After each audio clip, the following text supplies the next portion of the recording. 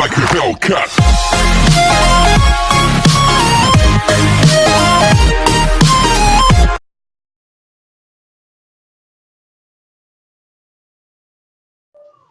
السلام عليكم حبايب قلبي، ازيكم عاملين ايه؟ يا رب تكونوا كويسين وبخير. هعمل ايه انا النهارده في الفيديو ده؟ باذن الله هعمل بيتزا. البيتزا من الحاجات اللي بنحبها كبار وصغيرين، مش بنختلف عليها خالص. البيتزا من الحاجات اللي كل واحد فينا بيعملها بطريقة. يعني مثلا ناس تحط لبن، تعجنها بلبن عشان ترفع القيمة الغذائية، اوكي تمام مفيش مشاكل.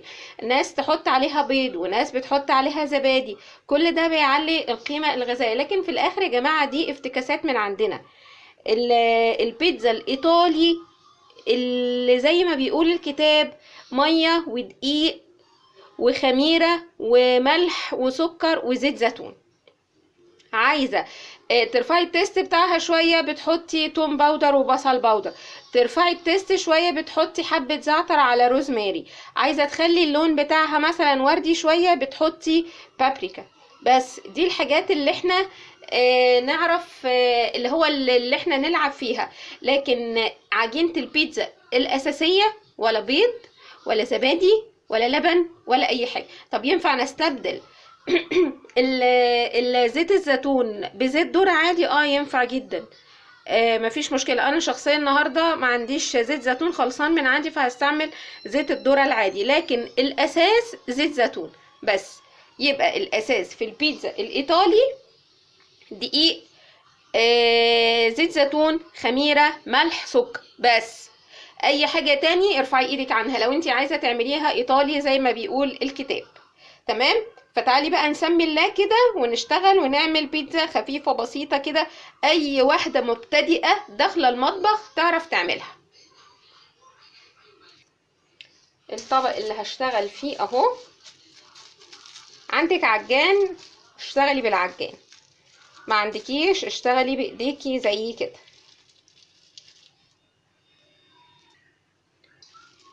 بسم الله الرحمن الرحيم. ادي الدقيق اهو، ده نص كيلو بالظبط.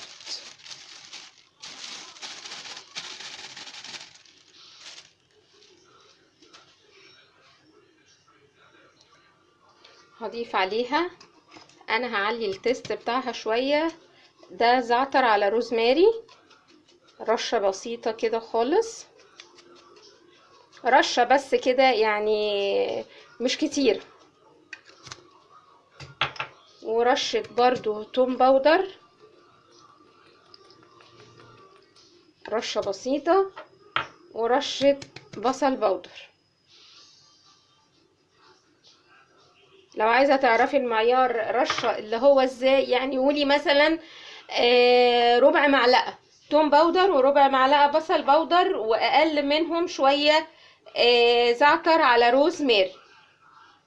وبعد كده هنروح حاطين الزيت. اقلب المكونات دي كلها مع بعض.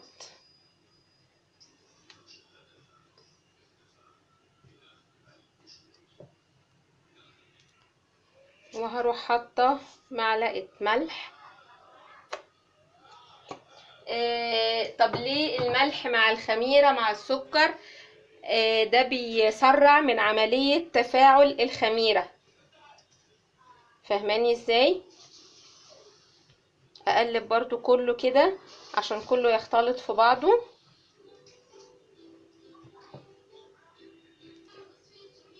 الزيت ده ربع كوبايه بالكوبايات المعياريه. بسم الله الرحمن الرحيم. ده مش زيت زيتون. انا قلت الاساس بتاعها زيت زيتون، لكن نفترض انا ما عنديش زيت زيتون، ما عقدش نفسي وصعب الامور على روحي. لا، باللي عندك اشتغلي بيه.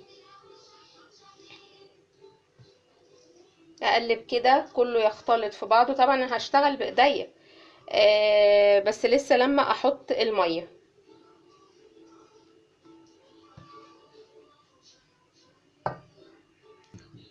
الخميره يا جماعه نختبرها الاول، وبالذات لما بتكون جديدة عليكي زي دي. انا بجيب دريم، لكن دي رحاب جولدن اول مرة اجيبها، فعشان ما الاقيش اي مفاجآت غير سارة خالص بالنسبة لي، فانا هختبرها بره. اختبرها في كوباية، الخميرة عليها معلقة سكر، معلقة من اللي احنا بنحط بيها السكر ديت، واقلبها واحط عليها ميه دافيه. ميه دافيه يعني ايه؟ زي ما قلت قبل كده واحنا بنعمل الكحك، ميه دافيه يعني ينفع ان انا احط ايدي فيها، احط ايدي جوه الميه كده، لا هي بارده ولا هي لسعاني. هو ده البيئه المناسبه عشان انتي تخمري الخميره بتاعتك، قصدي تتفاعل معاكي. ادي الميه الدافيه اللي انا هحطها للخميره. بصي دافيه بمعنى ايه؟ بمعنى ان انا احط فيها ايدي كده، لا هي سخنه ولا هي بارده. دلوقتي احط منها شويه واقلب الخميره بتاعتي. بصوا انا حطيت حوالي 4 معالق ميه كده، يعني يا دوبك بصي ربع الكوبايه كده ميه دافيه، واقلب معاها السكر كده، واسيبها على جنب لحد ما تخمر معايا، واتاكد بس ان الخميره دي سليمه، عشان زي ما بقولك الخميره دي اول مره اجيبها، اول مره اشتغل بيها، فايه مش مرتاحه لها. هغطيها واسيبها لحد ما تخمر، وارجع تاني اوريها لك. لو اوكي خمرت هوريها لك، حتى لو ما خمرتش برضه هوريها لك قبل ما اجيب غيرها. الخميره اهي، بصي عليت ازاي. زادت شويه طبعا، وهتكمل التخمير بتاعها في العجين. انا بس حبيت ان انا اطمن ان هي شغاله، عشان زي ما بقولك ده نوع انا اول مره بستعمله. فهقول بسم الله الرحمن الرحيم، واروح حطها كده على العجين، على الدقيق قصدي، واشتغل كده بالمعلقه الاول، وبعد كده اتدخل بايديا بقى.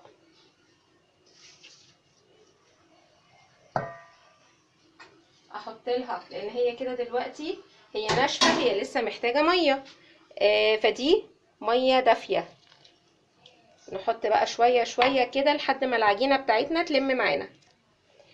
اسمي الله كده واحط ايدي، وابدا ان انا اشتغل في ان انا لما احط ايدي هحس بالعجينه بتاعتي اذا كانت لسه محتاجه مواد سايله، ولا هي كده خلاص هتلم معايا. طبعا زي ما انتوا شايفين ان هي لسه ناشفه في ايدي، ومحتاجه تاني احط لها ميه دافيه، بس مش كتير، عشان هو بصي زي ما انت شايفه كده هي بتبتدي ان هي تجمع اهي. هحط لها ميه برضو دافيه، احط ايدي فيها كده وارش عليها بسم الله الرحمن الرحيم، واشتغل برضو لحد ما العجينه بتاعتي تلم معايا وتبقى طريه وناعمه كده. هنشوف برضو كل ده مع بعض واحده واحده. بصي هي بتلم ازاي، بس برضو هي لسه ناشفه ومفروله، شايفه ناشفه لسه ازاي، لسه عايزه تتخدم بحبه ميه صغيرين خالص. لازم الميه الدافيه اللي تستخدميه، قصدي لازم الميه اللي تستخدميها تكون دافيه عشان الخميره بتاعتك ما تموتش معاكي. لحد ما احس ان انا كده اكتفيت من الميه وافصل الفيديو واعمل انا بقى اكمل العجينه بتاعتي، اكمل عجن فيها يعني. بس انا بس عايزاكي تشوفي عيار الميه اللي انا حطيته قد ايه. زي ما قلتلك تبدأي مع الميه كده واحده واحده. يعني انا الاول حطيت نص كوبايه الخميره، حطيت لها ربع كوبايه ميه، وبعد كده رحت حاطه الخميره زادت بقت نص كوبايه. لما خمرت رحت حطيتها، وحطيت كوبايه الا ربع ميه، وادي الكوبايه دي اخدت حوالي نصها.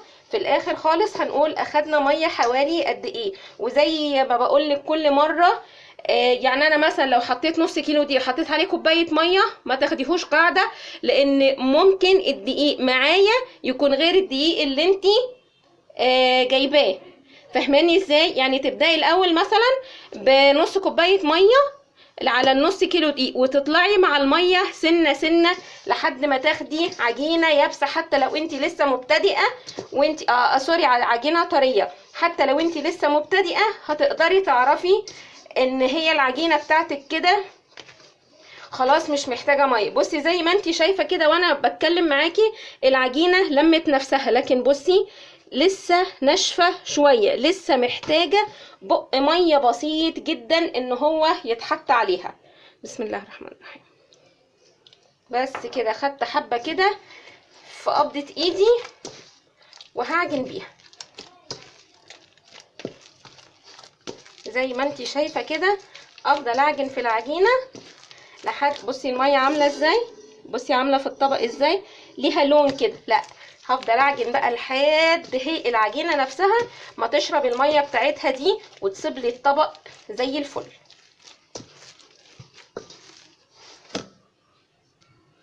زي ما انت شايفه العجينه خلاص اهي اتعجنت معايا ما شاء الله عليها. انا حساها في ايدي طريه جدا. النص كيلو اخد معايا قد ايه؟ اخد معايا مج ميه دافيه. اوكي، مج الميه الدافيه اخد معايا، قصدي النص كيلو دي اخد معايا مج ميه دافيه. وزي ما بقولك مش كل الدقيق واحد، يعني انا جبت، يعني ده الدقيق بتاعي نص كيلو، ده دقيق سايب، مش دقيق اللي هو بتاع الشركات، ده نص كيلو دقيق سايب. اخد معايا ميه قد ايه تاني؟ اخد معايا مج، عشان في ناس بتبقى عايزه المعيار بالظبط. وزي ما بقولك الدقيق مش كله واحد، يعني انا ده اخد معايا الميه دي، ممكن انت مثلا تجيبي دقيق اللي هو بتاع الشركات ده ممكن ياخد معاكي مثلا اقل من كوبايه ميه. فزي ما بقولك كده، يعني حطي الاول كوبايه الا ربع ميه واطلعي بالميه سنه سنه لحد ما تاخدي عجينه طريه زي دي. انا كل اللي انا هعمله هفضل اعجن في العجينه شويه كده صغيره تاني اخدمها يعني، وبعد كده اروح حط عليها تلميعة زيت بس كده عشان وشها ما يقشفش، واغطيها واسيبها ان هي تبرد. ولازم في تكات لازم يا جماعه ناخد بالنا منها، لما تكوني شغاله بحاجه فيها خميره لازم تشتغلي بميه دافيه، حاجه مهمه جدا انت لازم تاخدي بالك منها. بس انا هشتغل فيها شويه كده وبعد كده اسيبها تخمر. العجينه بتاعتي اهي انا بس اشتغلت فيها كده حبه بسيطه، وهعمل ايه؟ هاخد كده حبه زيت في ايديا، حبه زيت صغيرين جدا، بصي حبه زيت يعني لا يذكروا كده، واروح حطاها كده على وش العجينه بتاعتي، واروح مغطياها بالبلاستيك ستريتش عشان بس الوش وشها ما ينشفش معايا، واروح مغطياها لحد ما تخمر بس. وبعد كده نرجع بقى نكمل فيها شغل على طول. تعالوا حبايبي على بال الخميره العجينه بتاعتنا ما تخمر، نشتغل في الصلصه بتاعه البيتزا. صلصه البيتزا الاساسيه طماطميتين 3 كده على حسب كميه العجينه اللي انت عملتيها او هتعمليها، تحطي معاها فصين 3 توم وبصلايه صغيره، وتخليهم يغلوا في شويه ميه صغيرين، وتحطي معاهم طبعا زعتر وروزماري، ده اساسي في الصلصه بتاعه البيتزا. لما تحسي ان الطماطم بتاعتك استوت وخلاص كده هتعرفي ان انت تشيلي منها القشره، تروحي واخده الطماطم تسيبيها تبرد طبعا، وتروحي واخده شايله القشره منها وتحطيها في الهاند بلندر بتاعتك، وتحطي معاها الثوم اللي انت حاطاه معاها في الميه، والبصل على الزعتر على الروزماري، تروحي شايلاهم كلهم كده بالكبشه وتحطيهم في حاجه تبرد. وبعد كده بالهاند بلندر بتاعتك تروحي ضربه الصلصه بتاعتك في الخلاط وتحدقيها وتظبطيها كده. هي دي الصلصه الاساسيه بتاعه البيتزا. لكن انا النهارده بصراحه انا عندي طماطم وعندي الثوم وعندي كل حاجه، بس انا هعملها بمكون تاني برضو عايزاكي تعرفيه، ان انتي برضو تسهلي على نفسك الوقفه في المطبخ. وهو ايه المكون ده؟ باكو الصلصه العادي بتاعنا ده، بروح واخده باكو الصلصه ده وافضيه في الحله اللي انا هشتغل بيها من غير ولا سمنه ولا زيت ولا اي حاجه، واروح حاطه له شويه ميه، واروح حاطه توم باودر وبصل باودر والزعتر والروزماري يغلوا مع بعض، وكده زي الفل هيديني نفس النتيجه. كيس الصلصه انا فضيته كله اهو، هروح حاطه عليه كده شويه ميه صغيرين الحلحه بس كده كله من بعضه. الصلصه الصلصه بتاعت البيتزا يعني بالصلصه الجاهزه، والله العظيم بتبقى حلوه جدا، وبتديكي برضو نفس الطعم ونفس التيست بالظبط. عايزه تشتغلي بالطماطم الفريش اوكي، انا قلتلك الوصفه الاساسيه تعمليها ازاي، تعملي الصلصه بتاعتها ازاي. هحط معلقه الثوم البودر، معلقه اهي، دي مش معلقه الشاي، لا معلقه، مش معلقه السكر، معلقه اقل منها، هملاها كلها من الثوم البودر. وادي حبه برضو قدهم معلقه من البصل البودر، لان هو ده الاساس في الصلصه بتاعه البيتزا. وادي زعتر على روزميري، وهروح مقلباهم كده كلهم في بعضهم يغلوا كده وريحتهم تطلع. وبعد كده اروح حاطالهم حبه ملح صغيرين قوي، احدقها يعني حبه صغيرين كده مش كتير. بصي الطماطم تخينه، الصلصه تخينه، عايزه تزيد حبه ميه تاني. بسم الله الرحمن الرحيم.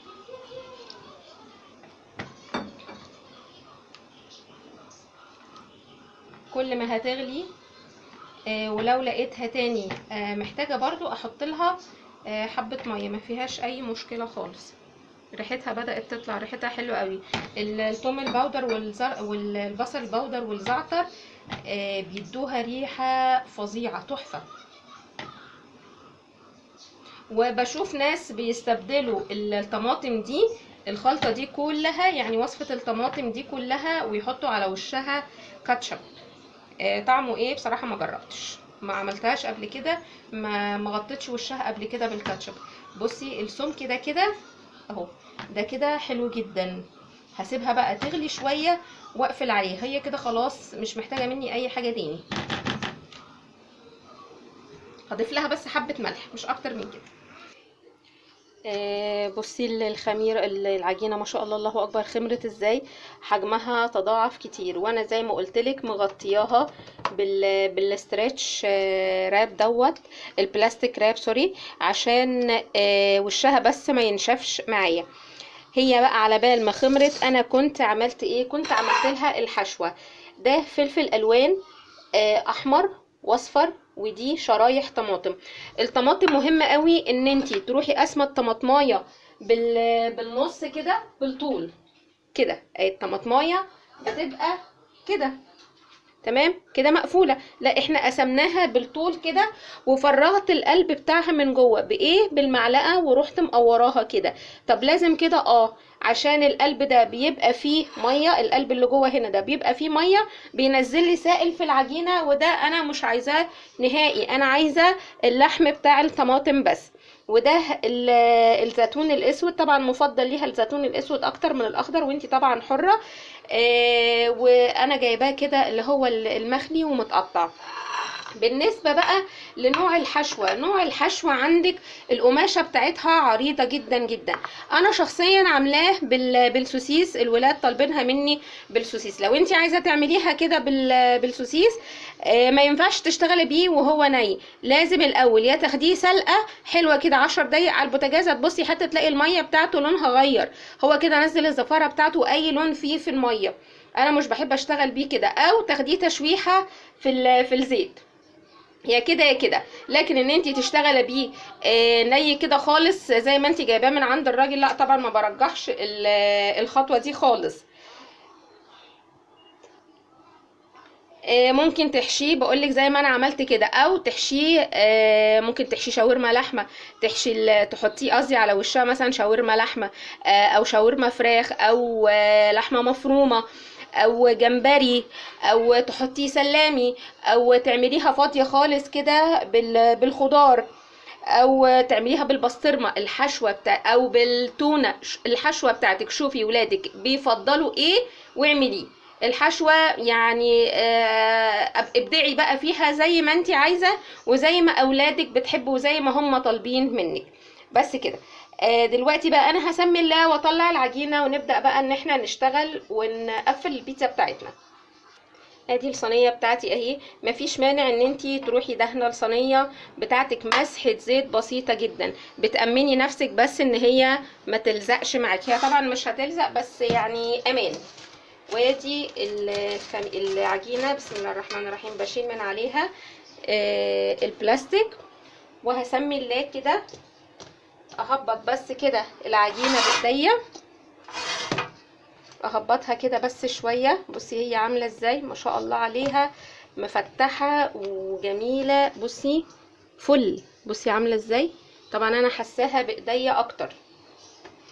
واروح حطها في الصينيه كده. في ناس بتفرد الاول بالنشابه على حاجه، على الرخامه يعني، او اي حاجه تانية، وتروح شايلاها بالنشابه كده، تلفها على النشابه وتروح شايلاها. دي بقيه البيتزا كانت في الطبق. بس انا الحقيقه ما بعملش الخطوه دي، انا بروح فردها هي كده كلها في الصينيه. انا كده هروح فردها، سمي الله كده. بصي هي مش بترد معايا ازاي تاني عشان هي مخدومه حلو. هسمي الله كده واوزع، بسم الله الرحمن الرحيم، وهوزع البيتزايه بتاعتي في الصينيه كلها. ما تعمليهاش عاليه، لان هي لما هتدخل الفرن اوريدي هتعلى معاكي وهتخمر. فانتي ما تعمليهاش عاليه، اعمليها نفس السمك اللي احنا بناكله من بره، بس مش مطلوب منك اكتر من كده. انا هفردها بقى في الصينيه كلها، في الصينيه بتاعتي دي كلها. الصينيه دي كبيره، مقاسها ايه مش عارفه، مش مكتوب، بس هي تقريبا يعني حاجه و30. هفرد العجينه بتاعتي فيها كلها لحد ما اوصل للاخر كده، وبعد كده ارجع لك. هي بتتفرد معايا اهي ما شاء الله بكل سهوله، بس عشان بس ايه الفيديو ما يبقاش طويل على الفاضي، بس مش اكتر من كده. انا فردت الصينيه كلها اهو بالبيتزا. بصي عايزه اوريكي السمك بتاعها قد ايه. بصي شايفه السمك بتاعها قد ايه، مش عالي خالص خالص، لان هي لسه لما هتدخل الفرن بتاعي هتعلى برضو شويه. زي ما بقولك كده، انا مش عايزه اعملها عاليه اصلا، انا ما بعملش كيك عشان اعملها عاليه. انا عايزه اعمل بيتزا زي ما بناكلها في الشارع باذن الله، واحلى واوفر واطعم 100 مره. زي ما انتي شايفة كده، انا بحس الاماكن اللي تحت ايدي اللي ممكن يكون فيها العجين عالي شوية. طبعا انتي بايديكي هتقدري لما تعمليها، بتحسي كده تحت ايديكي الحتت العالية، تبططيها كده عشان تخليها كلها سوا واحد. وطبعا لو عايزة ان انتي تعملي الحروف بتاعها محشية، هبقى اعملها لك برضو في مرة الحروف المحشية دي، اوريك ان هي بتتعمل ازاي. بس النهارده انا عاملاه بتبقى بسيطه جدا جدا. بتجيبي الموتزاريلا وتحطيها هنا كده على الحروف، وتروحي كده مغطياها، وتروحي يعني تسكني العجين كده تحت عشان طبعا ما يفتحش معاكي.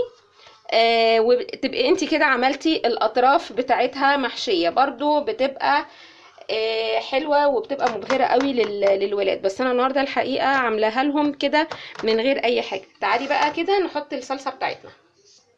بصي بالشوكة اخرمها كده عشان انا مش عايزاها تعلى معايا قوي. مش عايزة تعملي مرحلة الشوكة دي، انتي حر. انا بقولك بمنتهى الامانة اللي انا بعمله.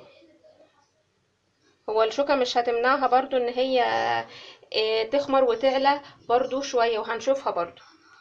دي الصلصة بتاعتنا اللي احنا عملناها كلها، هنروح كده موزعينها على وش البيتزا بتاعتنا كلها.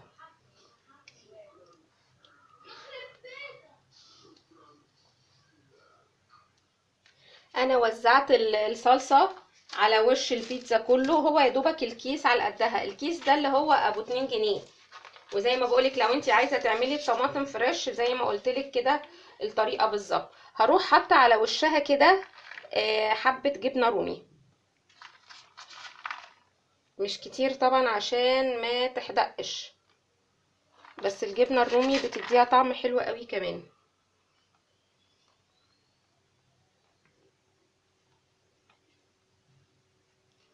حطيت عليها حبة جبنة رومي، وهروح جايبة كده موتزاريلا كده حبة. لسه طبعا اللي هيتحط على الوش ده كده، عارفة زي البطانة، زي ما احنا بنقول احنا كده بنجهز الشغل، البطانة بتاعتها بس اللي في الأرضية بتاعتها. تفردي كده شوية زي ما انت عايزة كده وتروحي حطاهم. فرقت حبة موتزاريلا كده زي ما انتي شفتي. وبعد كده نجيب بقى التوبنج اللي احنا هنشتغل بيه. زي ما بقولك اعملي الحشوة اللي انتي عايزاها. هحط شرايح السوسيس كده حوالين بعضها، حوالين الصينية داير داير كده، عشان بس الفيديو ما يبقاش طويل عليكي على الفاضي وتزهقي. زي ما انتي شايفة كده لحد ما اخلص الكمية بتاعتي كلها وارجع برضو اوريكم هحط لها ايه تاني. بقية الحشوة هنحطها ازاي. حطت لها السوسيس. هروح حاطة كده زيتون شرايح كده، ما تكتريش برضو من الزيتون عشان ما يحدقش على الولاد، بس هو بيديها الحقيقة طعم حلو قوي وبيديها كمان ريحة جميلة جدا كده زي ما انا بحطها. طبعا يعني حطي زي ما انت عايزه، انا مش بجبرك على حاجه، انا بوريكي الطريقه اللي انا بعمل بيها. هروح بعد كده حاطه بقى الفلفل الالوان كده باي شكل كده انت عايزاه لحد ما تخلصي الكميه بتاعتك كلها. حطيت الخضار بتاعها، بصي شايفه شكلها عامل ازاي، والخضار الوانه فظيعه شايفه. بعد كده بقى هعمل ايه، هغطي وشها بالموتزاريلا. خلاص انا حطيت على وشها الموتزاريلا، بصي هي عامله ازاي، شايفه حوالين داير اهي كلها واخده موتزاريلا واخده الخضار بتاعها. بصراحه شكلها يفتح النفس جدا. دلوقتي هحطها في الفرن عشان تتخبز في فرن سابق التجهيز. اي معجنات يا جماعه بديهي عندنا خلاص اتعودنا ان احنا نحطها في فرن سابق التجهيز. على النار بتاعتك هتبقى قد ايه، يعني نار وسط كده، ما تخليهاش عاليه او ما تخليهاش واطيه قوي، يعني نار متوسطه بس كده. لحد هتاخد وقت قد ايه لحد ما تلاقي ان البيتزا بتاعتك ريحتها طلعت وتحسي ان هي استوت، وتشيلي طرفها كده تلاقي طرفها معاكي بيتشال وكله ساح في بعضه وكله بقى زي الفل. هحطها في الفرن بقى زي ما اتفقنا كده وارجع لك اوريكي في النهايه شكلها عامل ازاي. نسيت اقول لك حاجه، انتي بتحطيها على الشبكه ما بتحطيهاش على الفرن من تحت، والنار زي ما بقول لك وسط، يعني مثلا 200 220 دي حلوه قوي. لا هي كده الفرن على اخره خالص ولا هي النار واطيه، 200 220 حلو جدا. البيتزا لسه طالعه حالا اهي من الفرن، ريحتها حلوه قوي شكلها حلو جدا، المكونات بتاعتها مدياها ريحه جميله جدا. تعالي بقى نقطعها سوا مع بعض.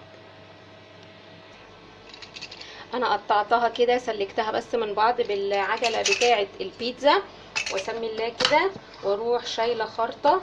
مش قادره اقولك هي قد ايه ما شاء الله عليها، طريه طريه جدا لدرجه ان هي يعني بصي هسلكها من هنا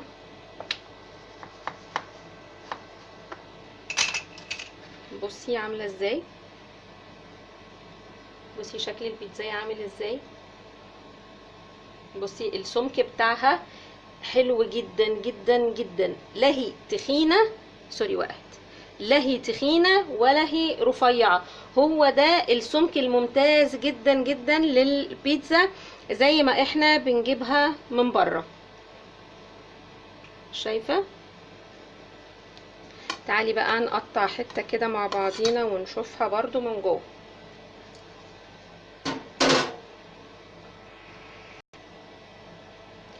تعالي بصي، تعالي نقطع حته كده من هنا مثلا كده ونرفع،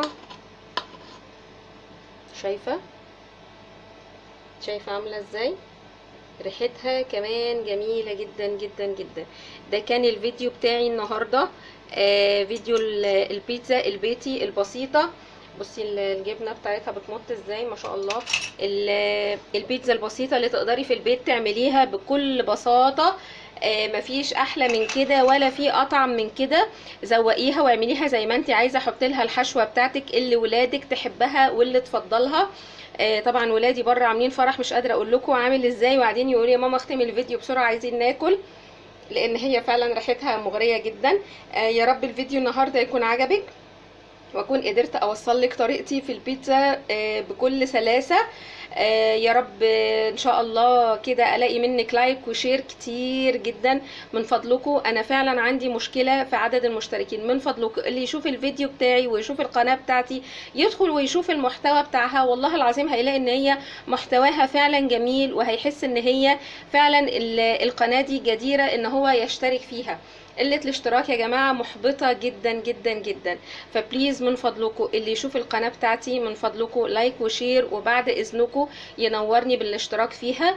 ده كان الفيديو بتاعي النهاردة، يا رب يكون عجبك. اشوفك ان شاء الله في فيديوهات تانية كتير. سلام عليكم.